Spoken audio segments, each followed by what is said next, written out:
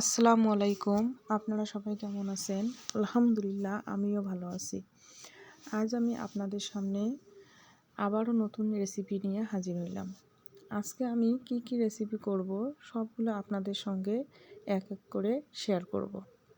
তাই শুরুতে আমি করলা ভাজি করব, তাই আগে থেকেই আমি আলু পাতলা পাতলা করে কেটে রেখেছিলাম এবং করলা কেটে রেখেছি।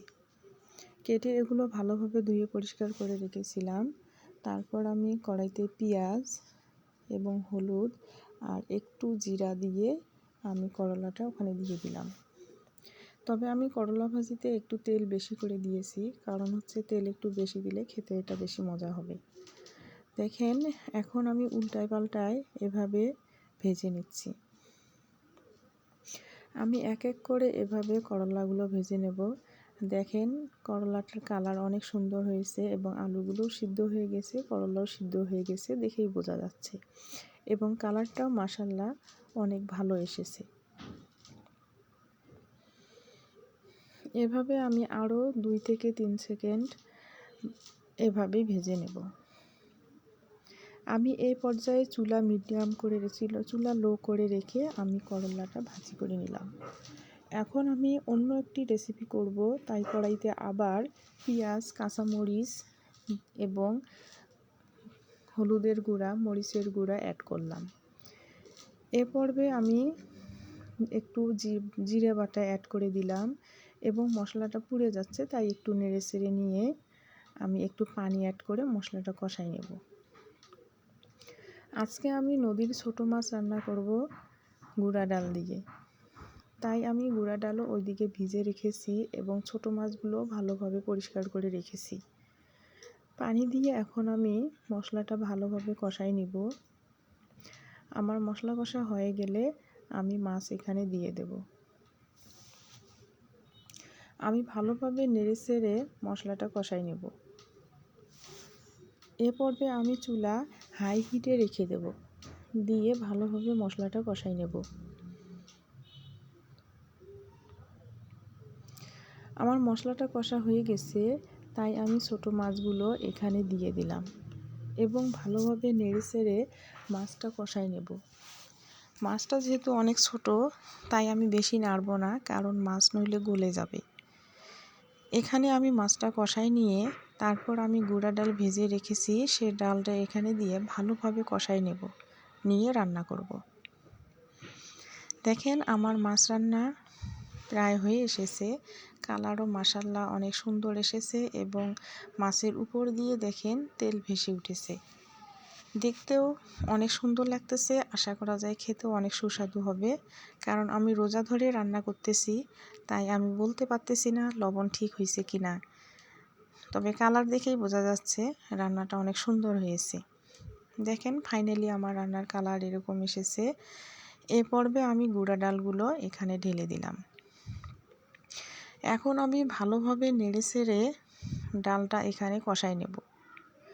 আমার ডাল কষা হয়ে গেলে আমি এখানে পানি অ্যাড করব।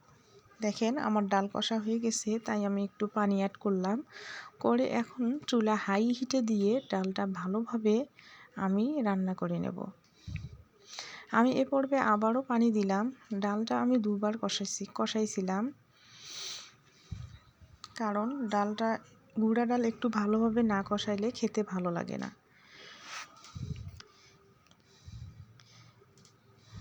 এ পর্বে আমি চুলা হাই হিটে দিয়ে কিছুক্ষণ রান্না করে নেব। দেখেন, আমার ডাল অনেক সুন্দরভাবে ফুটতেছে এবং কালারও মাশাআল্লাহ ভালো এসেছে। আমি আজকে এই রান্না দুটি করেছি প্রথম রাতে এবং শেষ রাতে খাওয়ার জন্য। প্রথম রাতে ঠিক তেমন খাওয়া পড়ে না, তার কারণ হচ্ছে আমরা প্রথম রাতে ইফতার করি, ইফতারে অনেক কিছু বানানো হয়, তাই শেষ রাতে বিশেষ করে একটু খাওয়া হয়। আমার ডাল রান্না হয়ে গেছে। এ পর্বে আমি ডাল নামাই নিয়ে এখন আমি ইফতার বানার জন্য প্রিপারেশন নিচ্ছি। তাই আমি কড়াইতে একটু পেঁয়াজ, একটু কাঁচামরিচ, একটু তেল দিয়ে ভালোভাবে ভেজে নেব। ভেজে নিয়ে আমি ছোলা এবং আলু সিদ্ধ করে রেখেছি, এই দুটো আমি একসঙ্গে দিয়ে দিলাম, দিয়ে এখানে সুন্দরভাবে রান্না করে নেব। তাই আমি ছোলাগুলো দিয়ে দিলাম এবং একটু পানি অ্যাড করে এখানে লবণ, হলুদের গুঁড়া দিয়ে ভালোভাবে নেড়ে চেড়ে এটা রান্না করে নেব। এখন আমি চুলাটা একটু হাই হিটে দিয়ে রান্নাটা করে নেব, কারণ ইফতারের সময় প্রায় হয়ে এসেছে। আজকে আমার রান্না একটু দেরিতেই শুরু করেছি, আর আমি টাইম দেখতে ভুলে গিয়েছিলাম। তাই আমার ইফতারে তেমন বেশি কিছু রান্না করতে পারবো না, কারণ সময় আর 3 মিনিট বাকি আছে। এর মধ্যে আমার বাকিগুলো রান্না করে নিতে হবে। আমি একটা বোল রেখেছি, এই বোলে এক এক করে প্রতিদিনের মতো আমি ইফতার বানাই আর এখানে সাজাই রাখি। এটা বলে রাখি যে আমরা 2 জন লোক শুধু ইফতার করি, আমার হাজব্যান্ড আর আমি। আমার একটা বাচ্চা আছে 1.5 বছরের মেয়ে বাবু, সে তো এখন ওভাবে খেতে পারে না। এখন আমি কড়াই আবার পরিষ্কার করে নিয়ে এখানে একটু পানি আর একটু লবণ দিয়ে পানি আর একটু চিনি দিলাম। আমি সুন্দরভাবে শিরা তৈরি করে নিলাম। এখন আমি এখানে বন্ধুয়া দিয়ে দেব এবং এটা ভালোভাবে নেড়ে চেড়ে যাতে শিরাটা এর ভিতরে ভালোভাবে ঢুকে যায়, তাই নেড়ে চেড়ে নিচ্ছি। আমার বন্ধুয়ার কালারও মাশাআল্লাহ ভালো এসেছে। দেখেন আমি সুন্দরভাবে বন্ধুয়াটা নেড়ে চেড়ে ভালোভাবে রান্না করে নিলাম। তার কারণ হচ্ছে এখানে পরিমাণে খুব কম দেখাচ্ছে, তার কারণ হচ্ছে আমরা 2 জন মানুষ ইফতার করব, সেই তুলনায় আমি পরিমাণ করে করে নিচ্ছি। আমার বন্ধুয়া রান্না হয়ে গেছে। এই পর্বে আমি আলুর চপ ভেজে নেব। আমি পেঁয়াজও কেটে রেখেছিলাম, পেঁয়াজু বানাবো এবং বেগুনি বানাবো, বাট আমার সময় এত কুলাবে না আজ, তাই আজকে ইফতার করব শুধু বেগুন। আজকে আমি ইফতার করব, ফল আছে 2 আইটেমের, পেঁপে আছে, তার সাথে আছে হচ্ছে মুড়ি, আলুর চপ,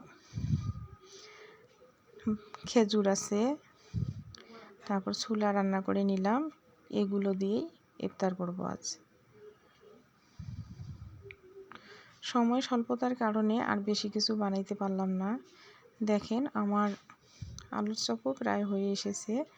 আমি এক এক করে এগুলো উঠাই নেব এবং ফাইনালি আমি আমার ইফতারের রেসিপিগুলো আপনাদের সাথে শেয়ার করব এবং দেখাই দেব।